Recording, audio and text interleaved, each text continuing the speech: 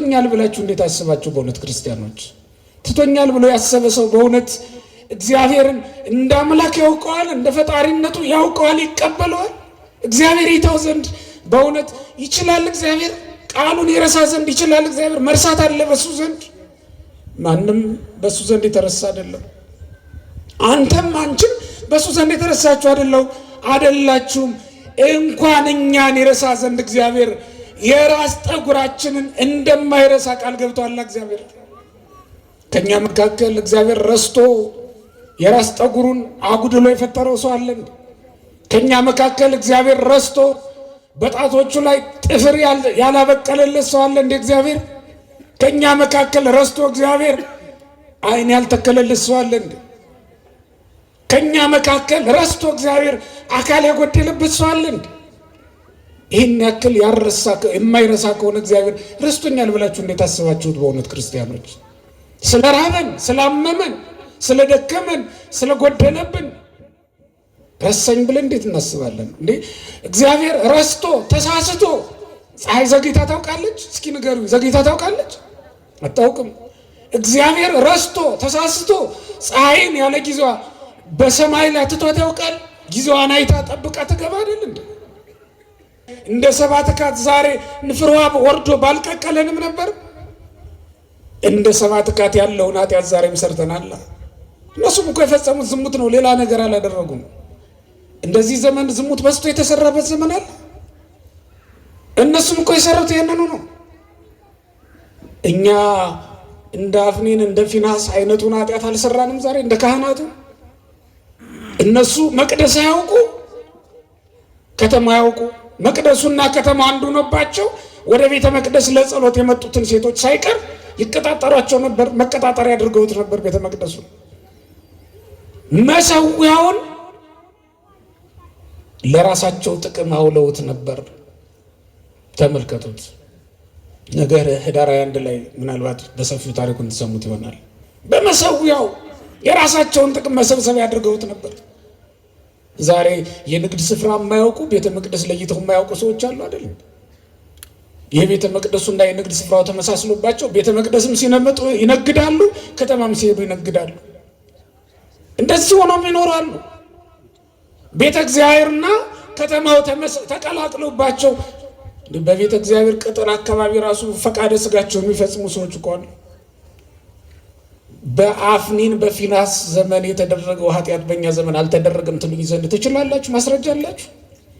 እንዴት ሊሆን ይችላል? የአደባባይ ጉዳይ አይደል? ስለዚህ እግዚአብሔር ትቶናል እንዴት እንላለን? ቢተወን ኑሮ ፀሐይ ዛሬ መውጣት ነበረበት። ቢረሳን ኑሮ መዓልትና ሌሊት መፈራረቅ ነበረበት እንደ ኃጢአታችን ብዛት።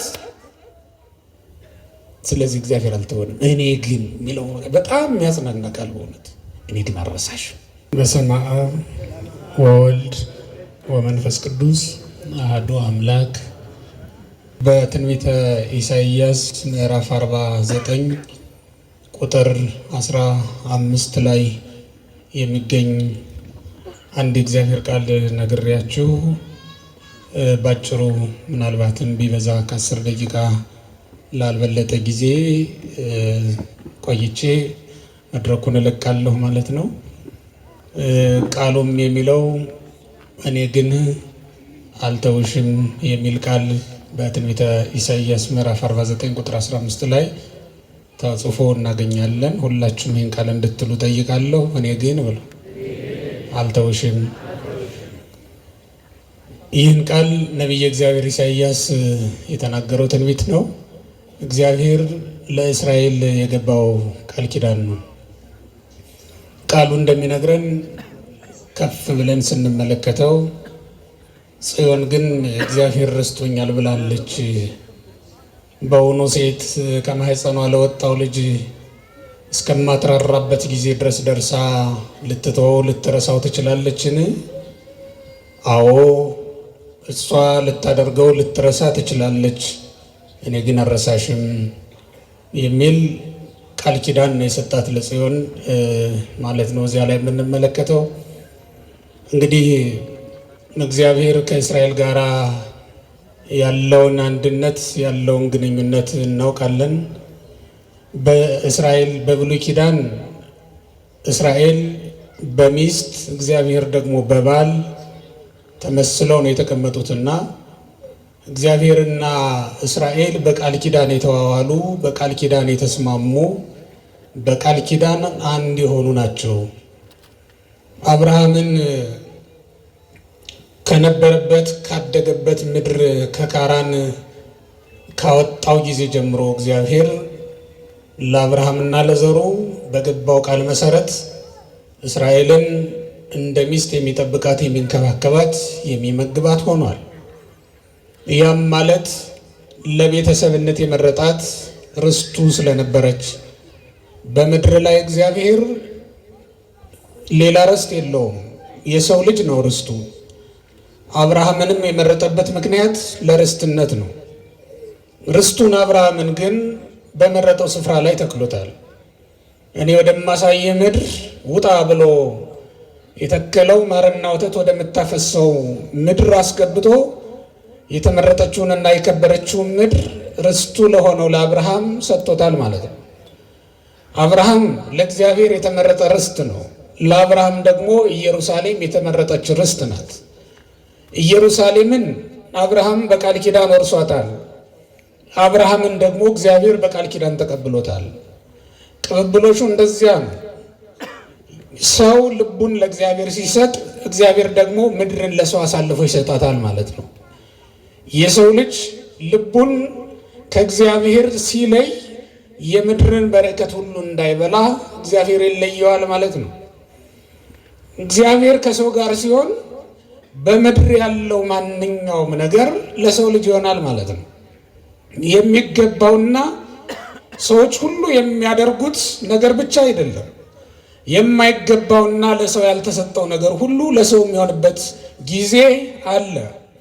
ያም የሆነው የሰው ልጅ ራሱን ለእግዚአብሔር የሰጠ እንደሆነ ነው። ሰው ራሱን ለእግዚአብሔር ሲሰጥ እግዚአብሔር ደግሞ ሁሉን ነገር ለሰው አሳልፎ ይሰጣል። ምድርም ብቻ አይደለም፣ በምድር ያለውን ብቻም አይደለም፣ ሰማይንና በሰማይ ያለውን ሁሉ እግዚአብሔር ለሰው ይሰጣል። እግዚአብሔር ሰውን መኖሪያው ሲያደርገው ምድርን ለሰው መኖሪያ ያደርጋታል። የሰው ልጅ በየትኛውም ምድር ላይ ቢኖር መኖር የሚችለው እግዚአብሔርን እሱ ደግሞ ለእግዚአብሔር ምቹ መኖሪያ የሆነለት እንደሆነ ነው። በሰው ውስጥ ማደር ሲችል እግዚአብሔር ሰውን በየትኛውም ቦታ ውስጥ ማሳደር ይችላል። በትንቢተ ኢሳይያስ ምዕራፍ 43ን ስንመለከት እንደምናነባው በውሃ መካከልም ቢሆን እንዳያሰጥሙት አድርጎ በእሳት መካከልም ቢሆን እንዳያቃጥለው አድርጎ ሰውን ማኖር ይችላል እግዚአብሔር። ያንን የሚያደርገው ግን ራሱ እግዚአብሔር በሰው ልብ ውስጥ መኖር ሲችል ነው። እግዚአብሔር የነገሰበትን ከተማ ማን ይደፍረዋል? ጽኑ ንጉሥ የነገሰባትን ከተማ ሰራዊት የገነባ ንጉሥ በየትኛውም ሀገር ሂዶ ዘምቶ ድል አድርጎ ይመለሳል እንጂ ድል አይነሳም። እንደምታውቁት የነገሰባትን ከተማ አያስደፍራትም። አጥሯ ቅጥሯ የጸና ነው። ውሃዋን የሚቀዳት ሳሯን የሚነቅላት አንድም ወንድ የለም። እግዚአብሔር የነገሰበትንም ሰው ልክ እንደዚያው ነው። የራሱን ጠጉር ሳይቀር እግዚአብሔር ቆጥሮ ተረክቦታልና ማንም ሰው ያለ እግዚአብሔር ፈቃድ የራሱን ጠጉር መንቀል አይችልም። ለዚህም ነው በቅዱስ መጽሐፍ ወለክሙሰ ስዕርተ ርእስክሙኒ ሁሉ ቁይጡ ይላል። በማቴዎስ ወንጌል ምዕራፍ 10 ላይ ለእናንተስ የራስ ጠጉራችሁ ሳይቀር የተቆጠረ ነው ይላል እግዚአብሔር። የራስ ጠጉራችሁ ሳይቀር የቅዱሳን የተቆጠረ ነው። የእግዚአብሔር ከተሞች ናቸውና እነሱ ራሳቸው የተቆጠረውን ማንም ሊነካው አይችልም። እግዚአብሔር ቆጥሮ ተረክቧቸዋል። ቅዱሳን አጥንታቸውን አይደለም፣ ሰውነታቸውን አይደለም፣ የራስ ጠጉራቸውን ከራስ ጠጉራቸው አንዷን ዘለላ ያለ እግዚአብሔር ፈቃድ ነፋስም ቢሆን ነቅሎ ሊወስዳት አይቻለውም ማለት ነው። ካልተፈቀደለት ማንም ምን በእነሱ ላይ ማድረግ አይቻለውም። ለምን? የእግዚአብሔር ከተማ ስለሆኑ። የሚፈራ ንጉሥ፣ ጽኑ ንጉሥ የነገሰባትን ከተማ ማን ይደፍራታል? አጥሯም ቅጥሯም የማይደፈር ጽኑ ነው። አይደለም ይላል፣ የማይደፈር ጽኑ ነው። ማንም ቢሆን በኃይል ከእግዚአብሔር ጋር ይነጻጸራል። እግዚአብሔርን ሊደፍረው የሚችል ማንም የለም።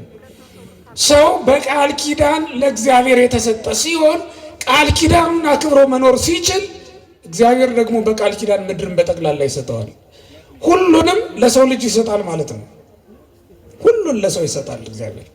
እስኪ ያስቡት፣ ከአለት ላይ ውሃ ላውጣ ቢል፣ ውሃ ላፍልቅ ቢል የሰው ልጅ ማን ይከለክለዋል? የእግዚአብሔር ሆኗል። አንድ ጊዜ አለትም ቢሆን ይታዘዝለታል፣ ፀሐይ ጨረቃም ቢሆን ይታዘዙለታል።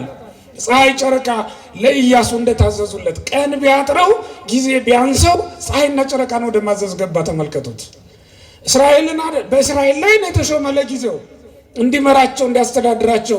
እኔ ከአንተ ጋር ነኝ፣ አልጥልህም፣ አልተውህም፣ ከሙሴ ጋር እንደነበሩ ከአንተ ጋር እሆናለሁ ብሎ ቃል ኪዳን ገባለት እግዚአብሔር። በመጽሐፈ ኢያሱ ምዕራፍ 1 ቁጥር 5 ላይ እንደምንመለከተው ኢያሱ 1:5 ላይ እንደተጻፈው እኔ አልጥልህም፣ አልተውህም፣ ከሙሴ ጋር እንደነበሩ ከአንተ ጋር እሆናለሁ አለው እግዚአብሔር። ከሙሴ ጋር እንደነበርኩ ከአንተ ጋር እሆናለሁ። እስኪ በሉቴን ቃል ከማን ጋር እንደነበረ ከማን ጋር ሆነ? ይሄ ማለት ሐሳቡን በደንብ ሙሴና ኢያሱን አይደለም እዚህ ላይ የሚፈልገው እግዚአብሔር። ከአበው ጋር እንደነበሩ ከትውልዱም ጋር እኖራለሁ ማለቱ ነው እግዚአብሔር። ከውሉድም ጋር እግዚአብሔር ይኖራል። ከማን ጋር እንደነበረ? ከአበው ጋር። ከአበው ጋር የነበረ እግዚአብሔር ከትውልድም ጋር ይኖራል። ከአብርሃም ጋር ነበረ እግዚአብሔር፣ ከይስሐቅም ጋር ነበረ እግዚአብሔር፣ ከያዕቆብም ጋር ነበረ እግዚአብሔር፣ ከዳዊት ጋር ነበረ እግዚአብሔር፣ ከሰሎሞን ጋር ነበረ እግዚአብሔር። ከማቴዎስ ጋር ገብቶ ወንጌል ሰብኳል። ከቶማስ ጋር ገብቶ ወንጌል ሰብኳል። ከዮሐንስ ጋር ገብቶ ወንጌል ሰብኳል። በሁሉም ቦታ እግዚአብሔር ከአባቶቻችን ጋር ነበረ። ከእኛስ ጋር ይኖራል አይኖርም? ምክንያቱም ከሙሴ ጋር እንደነበር ከማን ጋር ሆኗል? ከኢያሱ ጋር ሆኗል። ከአበው ጋር የነበረ እግዚአብሔር ከውሉድም ጋር ይኖራል። ይሄ ቃል ኪዳኑ ነው። እግዚአብሔር የማይፈርስ የዘወትር ቃል ኪዳኑ ነው። እግዚአብሔር ቃሉን ይጠብቃል አይጠብቅም? ሰው ነው ቃሉን የሚያፈርሰው። እኔ ግን ያለ ለዚህ ነው እግዚአብሔር እኔ ግን አልተውሽም። ለምን? እናት ልጇን ትረሳለች፣ ትተዋለች። እናት ቃሏን ታፈርሳለች። ቃሉን የማያፈርስ ማን ብቻ ነው? እግዚአብሔር ነው። ወገኖቼ እግዚአብሔር ከኛ ጋር ቃል አለው፣ ከኛ ጋር ኪዳን አለው። ላይተወን ላይለየን ቃል ኪዳን አለው እግዚአብሔር። ትቶኛል ብላችሁ እንዴት አስባችሁ? በእውነት ክርስቲያኖች ትቶኛል ብሎ ያሰበ ሰው በእውነት እግዚአብሔርን እንደ አምላክ ያውቀዋል፣ እንደ ፈጣሪነቱ ያውቀዋል፣ ይቀበለዋል። እግዚአብሔር ይተው ዘንድ በእውነት ይችላል? እግዚአብሔር ቃሉን ይረሳ ዘንድ ይችላል? እግዚአብሔር መርሳት አለ በሱ ዘንድ? ማንም በሱ ዘንድ የተረሳ አይደለም። አንተም አንቺም በሱ ዘንድ የተረሳችሁ አይደላችሁም። እንኳን እኛን ይረሳ ዘንድ እግዚአብሔር የራስ ጠጉራችንን እንደማይረሳ ቃል ገብቷል። እግዚአብሔር ከኛ መካከል እግዚአብሔር ረስቶ የራስ ጠጉሩን አጉድሎ የፈጠረው ሰው አለ? ከኛ መካከል እግዚአብሔር ረስቶ በጣቶቹ ላይ ጥፍር ያላበቀለለት ሰው አለ እንደ እግዚአብሔር? ከኛ መካከል ረስቶ እግዚአብሔር ዓይን ያልተከለለት ሰው አለ እንደ? ከኛ መካከል ረስቶ እግዚአብሔር አካል ያጎደለበት ሰው አለ እንደ? ይህን ያክል የማይረሳ ከሆነ እግዚአብሔር ረስቶኛል ብላችሁ እንዴት አስባችሁት? በእውነት ክርስቲያኖች ስለ ራበን፣ ስላመመን፣ ስለደከመን፣ ስለጎደለብን ረሳኝ ብለን እንዴት እናስባለን እንዴ? እግዚአብሔር ረስቶ ተሳስቶ ፀሐይ ዘግይታ ታውቃለች? እስኪ ንገሩኝ፣ ዘግይታ ታውቃለች? አታውቅም። እግዚአብሔር ረስቶ ተሳስቶ ፀሐይን ያለ ጊዜዋ በሰማይ ላይ ትቷት ያውቃል? ጊዜዋን አይታ ጠብቃ ትገባ አይደል እንዴ? ይህን እኮ እንደ ትራፊክ መብራት አንድ ጊዜ ሲስተሙን አጀስት አድርጎ ትቶት ይሄድ አይደለም። እግዚአብሔር አዘጋጅቶ ትቶት አይደለም። በየቀኑ ይመግባል፣ ሳይረሳ ሁሉን ያሰናዳል። እግዚአብሔር በአንድ ጊዜ ብቻ ነው እንደ ምድር በዕለተ ሰሉስ እጽዋትን እንድታበቅል የታዘዘችው? ዛሬ ስታበቅል የለም እንዴ? እጽዋት እንዲያብቡ እንዲያፈሩ ዛሬም በየጊዜው ክረምትና በጋ የሚያፈራርቅ የለ? እግዚአብሔር ረስቶት ክረምቱን እንዳስገባው ትቶት ያውቃል? ተኝቶ ያውቃል? ዘንግቶት ያውቃል? በጊዜው ክረምቱ ይመጣል፣ በጋው ሲመጣ ደግሞ ዝናቡ ይቆማል። ደመናት የሚመጡት በጊዜያቸው ነው። ውሃ የሚቀዱት በታዘዙበት ጊዜ ነው። ደመና እኮ ዛሬም አለ፣ የበጋ ደመና ግን ውሃ ቀድቶ ከውቅያኖስ ውሃ ጠልፎ አምጥቶ በምድር ላይ ሲያፈሳ እንመለከተውም። ለምን? እግዚአብሔር አይረሳማ፣ በሰዓቱ ነው የሚያደርገው። አይረሳሽም፣ አይረሳህም። እግዚአብሔር አይረሳንም፣ አይተወንም። እግዚአብሔር እንዲህ ያለ የታመነ አምላክ ነው። አይረሳንም በሉ ክርስቲያኖች፣ አይረሳንም። መቼም ማንንም አይተው። ቢረሳህ እኮ ነው ያለ ሰይጣን ነው። ጸሎትሽን ያልተቀበለሽ እኮ ቢንቅሽ ነው ቢተውሽ ነው ብሎ የሚናገር ሰይጣን ነው ይህን የሚያሳስብ። እግዚአብሔር ማንንም አይተውም ክርስቲያኖች። የማንንም ጸሎት አይንቅም፣ ይቀበላል። እስኪ ተመልከቱት። በበረሃ ያሉትና አቡነ አሮን ፀሐይ ትቁምልን በሰማይ ብለው ጸለዩ፣ ተቀበላቸው። በከተማ ያሉት ሕዝብ የሚመሩት በስልጣን ላይ የነበሩት እነ ኢያሱም ፀሐይን ጨረቃን አቁምልን አዘግይልን ብለው ለመኑ፣ ተቀበላቸው። ኢያሱ ባለትዳር ነው፣ የልጅ አባት ነው፣ ባለሚስት ነው። አሮን ደግሞ መነኩሴ ነው፣ ባህታዊ ነው። የባህታዊውን ጸሎት ከዓለማዊው ጋር እኩል የሚሰማ እግዚአብሔር። አቡነ ገብረ መንፈስ ቅዱስ ባህታዊ ናቸው፣ በገዳም የሚኖሩ 562 ዓመት እህል ሳይቀምሱ እግዚአብሔርን ያገለገሉ ሰው ናቸው። ሌሊት አይተኙም፣ ቀንም አያርፉም። ሌሊትና ቀን ሳይቆሙ እንደቆሙ ሳያርፉ ያገለገሉ ጻድቅ ናቸው። 562 ዓመት እንደቆመ ሳያርፍ ያገለገለው ባህታዊ የለመነውን ጸሎት እንደሰማ ሁሉ አብርሃምንም ጸሎቱን ተቀብሎታል። ተመልከቱት። አብርሃም ከሚስቱ ከሳራም አልፎ ከአጋር ልጅ የወለደ ሰው አይደል እንዴ? እንዲህም ሆኖ ግን እግዚአብሔር አልረሳውም፣ ቃል ኪዳኑን አላጠፈም። የትኛው ኃጢአትህ ነው አንተን ተራራ ሆኖ ከእግዚአብሔር እይታ የሚጋርድህ? የትኛው ተራራ ነው ከእግዚአብሔር ጋርዶ እንዳንተያይ ያደረገን? እግዚአብሔር የማያየው ቦታ አለ? እግዚአብሔር የሚሰወረው ቦታ አለ? በእውኑ እግዚአብሔር ቢተወንስ ኖሮ መኖር እንችላለን? መኖር እኮ አንችልም። የተዋችሁት ቤት በበነጋው በሌላ ቀን ብትሄዱ ሸረሪት ወርሶት አይደል የምታገኙት?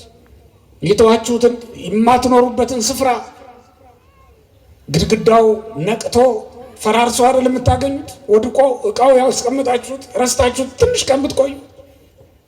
እግዚአብሔር የሚረሳ ቢሆን ኖሮ በእውነት እንዴት በተተውነ ነበር።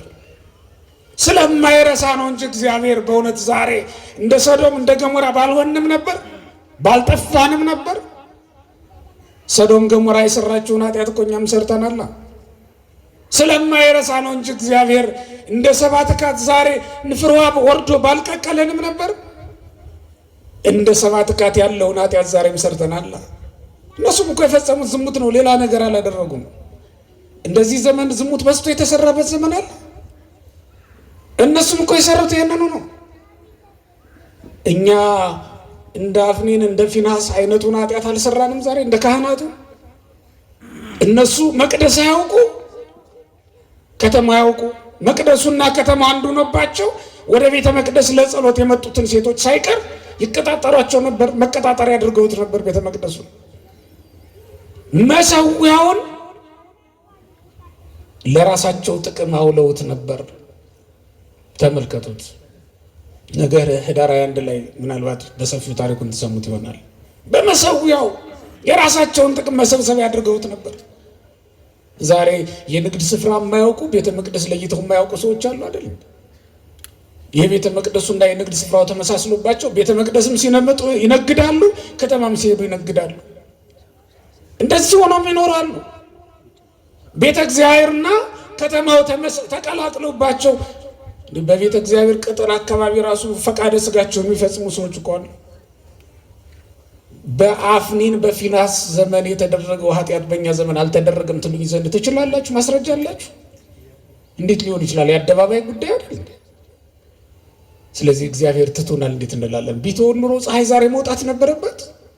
ቢረሳን ኑሮ መዓልትና ሌሊት መፈራረቅ ነበረበት እንደ ኃጢአታችን ብዛት። ስለዚህ እግዚአብሔር አልተወንም። እኔ ግን የሚለው በጣም የሚያጽናና ቃል በእውነት እኔ ግን አልረሳሽም። ሁሉም ቢተው ሰው ቢሆን እኮ ይተዋል። ምክንያቱም በአንድ ወቅት እንዲህ ተብሎ ነበር።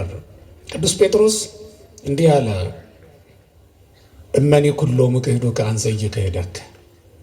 ሁሉም ቢክዱ እኔ ግን ምን አልልም አልክድህም አለ። ግን አልካደም።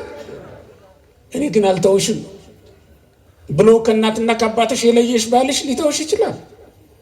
እኔ ግን አልተውህም ብሎ የማለልህ ባልንጀራ ሊተው ይችላል፣ ሊረሳ ይችላል የተሻለ ሲያገኝ። እግዚአብሔር ግን አንተን በተሻለ ሰው ሊለውጥ አይችልም። የተሻለው ቅዱሳን እኮ አሉት በበረሃ ቆመው የሚያገለግሉት ከምስጋና በቀር ሌላ ጉዳይ ሌላ ግብር የሌላቸው በጣም ብዙ ቅዱሳን አሉት እግዚአብሔር። ከአንደበታቸው እንደ ጥሩ ውሃ ምስጋና ብቻ የሚፈስ እውነትና ሐሰቱ የተቀላቀለ በአንተንም እግዚአብሔር ትቶ አያውቅም። እስከ ዛሬ ድረስ ይመግብሃል፣ ጤናህን ይጠብቃል እግዚአብሔር። እንደነዚያ ቅዱሳን ሁሉ ዛሬም ምግብናውን አላቋረጠብንም እግዚአብሔር። ይልቁንም አብልጦ እያደረገልን ነው። እነሱ በቀን 1 ጊዜ ነው የሚመገቡት፣ እኛ ግን በቀን 3 ጊዜም 4 ጊዜም ምናልባትም ከዚያ በላይ ልንመገብ እንችል ይሆናል። አልተወንም ዛሬም እግዚአብሔር። ሁሉም ትቶናል እኮ እግዚአብሔር እኮ ነው ያልተወን። ሁሉም ትቶን እሱ ነው። እኔ ግን አልተውሽም ይላል እግዚአብሔር። ይህን ቃል አስታውሱ ክርስቲያኖች። በጨለማም ቢሆን በብርሃንም ቢሆን ይህን ቃል አስቡ። እኔ ግን አልተውሽም ያለሽን እግዚአብሔርን ያለህን እግዚአብሔርን ከነፍስህ ጋር ይሄ ቃል ኪዳን እንዳለው አስብ። ከነፍሳችን ጋር ይህን ቃል ኪዳን ተጋብቷል እግዚአብሔር። አይተወንም፣ ለዘላለም ላይጥለን ላይተወን ቃል ገብቷል። በደሙ ገዝቶ ገንዘቡ አድርጎናል እግዚአብሔር። ገንዘቡን እንዴት ይረሳል? እስኪ ያስቡት። የገንዘብ ቢኖራችሁ ሰው እጅ ላይ ሆኖ እኮ ታስቡታላችሁ አይደል እንዴ? ገንዘባችሁን የእናንተ ነውና ረስታችሁት ልትተውት አትችሉም። ገንዘባችሁ ስለሆነ ሀብታችሁ ስለሆነ እኛም ዛሬ ምንም እንኳን ኃጢአት እያባበለች ወስዳ በሰይጣን እጅ ብታስገባንም እግዚአብሔር ግን አይተውንም። ገንዘቦቹ ነና በደሙ የገዛን ገንዘቦቹ ነና መስቀል ላይ ወጥቶ መከራ የተቀበለልን በግርፋቱ በሰንበሩ በደሙ በመከራው የገዛን ያዳነን ፈውስን የሰጠን እሱ እግዚአብሔር ጌታችን ነው። የነፍሳችን ጌታዋ ነው። ክርስቲያኖች ጌታዋ ነውና ነፍሳችንን ሊተዋት አይችልም። ቤትህን ትተዋለህ፣ እንዴት ልትረሳው ትችላለህ? ቤትህ ይጠፋል፣ እንዴት ልትረሳው? ሊጠፋ ይችላል። ምናልባት ሌላ ሰው ይሆናል እኮ የሚኖርበት፣ ግን አትረሳውም፣ አንተውም። እግዚአብሔር ቤቱን እንዴት ይተዋል? እኛ እኮ ቤተ መቅደሶቹ ነን፣ ማደሪያዎቹ ነን። ግን ክርስቲያኖች እኛ የእግዚአብሔር መሆናችንን በደንብ እንይ። እግዚአብሔር አይረሳንም፣ ግን እኛ አልረሳነውም ወይ? ይታል ጸሎቱ ካረሳው ትጸልይ ነበር አይደል? ባትረሳው ኖሮ ለአምልኮ ትተጋ ነበር አይደል? ባንረሳው ኖሮ በእውነት እንቅልፍ ይጥለን ነበር። ነፍሳችን ስምጥ ያለ እንቅልፍ ውስጥ ሄደው የወደቀችው እኮ ረስተነው ነው እግዚአብሔርን። ቅዳሴው ያለፈን ረስተነው እኮ ነው እግዚአብሔርን፣ ረስተነው ነው። የታመሙትን መጠየቅ ያቁም ነው። ምህረትን ማድረግ በጎ ነገርን ማድረግ እንችላ ያለው ረስተነው እኮ ነው እግዚአብሔርን። ሰው እያስቀየምን እየኖርን ያለ ነው በሰላም። ሰው አስቀይሞ መኖር በጤና ምንም ሳይጎረብጠው የሰው ገንዘብ በልቶ ከሰው ጋር ከወንድሙ ጋር ፊት ተዟዙሮ እንዴት ይሆናል? ሰው ማስቀየም እግዚአብሔርን ማስቀየም እንደሆነ ረስተው ነው። አዎ እኛ ግን እንረሳለን፣ እግዚአብሔር ግን አይረሳንም። አሁን እኛ እንተዋለን፣ እግዚአብሔር ግን አይተወንም። አሁን እኛ እንጥላለን፣ እግዚአብሔር ግን አይጥለንም። እኛ እግዚአብሔርን ረስተነዋል፣ እግዚአብሔር ግን እኛን ረስቶን አያውቅም። በእውነት ክርስቲያኖች እውነቱ እሱ ነው፣ የማይረሳን እሱ ነው። አንድ አባት ምን ይላሉ? እንዲያውም ጊዜ የማይሽራቸው 2 የፍቅር አይነቶች አሉ። አንዱ እግዚአብሔር ለሰዎች ያለው ፍቅር ነው። እውነት ነው አይደለም? እውነት ነው። ሁለተኛው ፍቅር ደግሞ ሰው ለምግብ ያለው ፍቅር ነው ይላል። እውነት ነው አይደለም? እንዴ ለምግብ ካለን ፍቅር የተነሳ እኮ አሁን የምግብ አሰራራችን ራሱ አይነቱ መብዛቱ፣ በፌ የሚነሳበት ቤት ገብታችሁ ታውቃላችሁ? ይህ ሁሉ ምግብ በምድር ላይ አለ የምትሉበት ቤት አለ። ለዛውም ደግሞ የበለጠ ልታዩ ትችላላችሁ። ሰው ለምግብ ካለው ፍቅር የተነሳ በተለያዩ ጊዜያት የተለያየ ነገር ያደርጋል። ይህንን እምላችሁ ለምንድን ነው? እኛ ምግብን እንደማንረሳ ሁሉ መብል እንረሳለን። እኛ እንደውም እግዚአብሔር በፊታችን ያደረገው ሆዳችንን እንዳንረሳው ፈልጎ ነው መሰለኝ። ነገሩ በጀርባ የሚሆን የምትረሱት አይመስለኝም። ትረሱታላችሁ? አይ አትረሱም።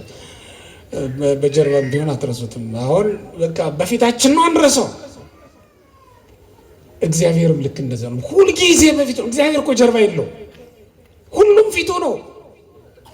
በፊታችሁ ያለውን ነገር እንዴት ትረሱታላችሁ? ኧረ ሊሆን አይችልም። እናት ልጇን አዎ ትረሳለች፣ ከዓይኗ ትሰውረዋለች። አንዱ ቦታ ብትሄድ ይሰወራል ካህኑ አይደል? በገረድ በሰራተኛ እጅ ጥላው ትሄዳለች። እግዚአብሔር ግን በሰራተኛ እጅ ጥሎን የሚሄድ አምላክ አይደለም። በማንም እጅ አይጥለንም። ሁልጊዜ በእጁ ነን። የሚያሳድገን እሱ ነው። በሞግዚት አይደለም የሚያሳድገን፣ በራሱ ነው የሚያሳድገን። ራሱን ተመግበን ነው የምናድገው።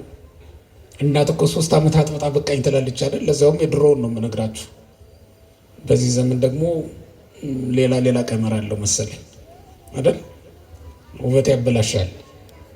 ስለዚህ ያንን የማያገኙም የዘንድሮ ልጆች። እግዚአብሔር ግን እድሜ ዘመናችንን እሱን እየተመገብ እንድንኖር ፈቅድልናል።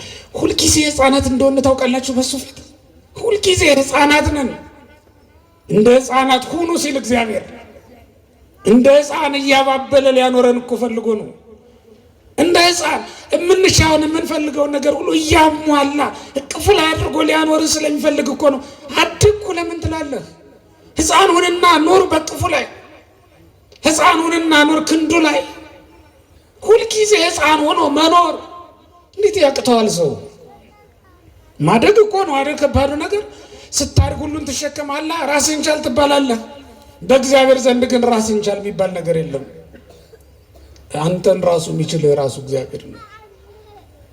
ራሱ እግዚአብሔር ነው። ተመልከት፣ አብርሃምን ሚስት አግብቷል፣ ሀገር አቅንቷል። ከ75 ዓመት በኋላ እየተከተለ እግዚአብሔር ይመግባል፣ መሬት ያስለቅቅለታል፣ ሞገስ ይሆነዋል፣ እየተከተለ ውሃ ያፈልቅለታል፣ እየተከተለ ተመልከተው። እስራኤል ከ600 ሺህ በላይ ናቸው። ያንን ሁሉ ህዝብ እየተከተለ ይመግባል እግዚአብሔር። ብዙ ናችሁ ስሩና ብሎ አላለም። ምድር በፊታችሁና ጥረሱና ቆፍራችሁ ብሎ አይደለም ያላቸው። እንደ ሌላው ሰው ዝናብ አዘንብላችኋለሁ ምድር እንድታበቅል አድርግላችኋለሁ አይደለም ያለው። ራሱ ምግብ እያመጣ መገበ። ያን ሁሉ እንደ ህፃን ሆኖ መኖር እንዴት ያቅተዋል ሰው? በእውነት ክርስቲያኖች እንደ ህፃን ብትሆንለት እኮ እግዚአብሔር አንተ እያባበለ እንባህን እየጠረገ ያኖርህ ነበር። ግን እኛ እንደ ህፃን አንሆንም። ክፉ ነገርን በማወቅ አዋቆች ነን ብለናል። ክፉም በመለይ መልካሙን እኮ አይደለም። አዳምና ሔዋን እኮ መልካምና ክፉን በመለየት በማወቅ ነው በቃ ከቅፉ የወጡት በመጀመሪያ። አሁን ህፃን ልጅ መልካምና ክፉ ለይቶ አያውቅም አይደል? አይበድልም፣ አውቆ አይበድልም፣ አውቆም በጎ ነገር አያደርግም። እውነት ነው። ልክ እንደዚያ ህፃን መሆን ነበረብን፣ ግን እኛ እንደሱ አላደረግንም። ስለዚህ የተወደዳችሁ እግዚአብሔር ቤተሰቦች 10 ደቂቃ ብዬ 40 አደረግኩት አይደል? እንግዲህ ስለነበረን ጊዜ አባቶቻችን አምላክ እግዚአብሔር ስሙ የተመሰገነ ይሁን።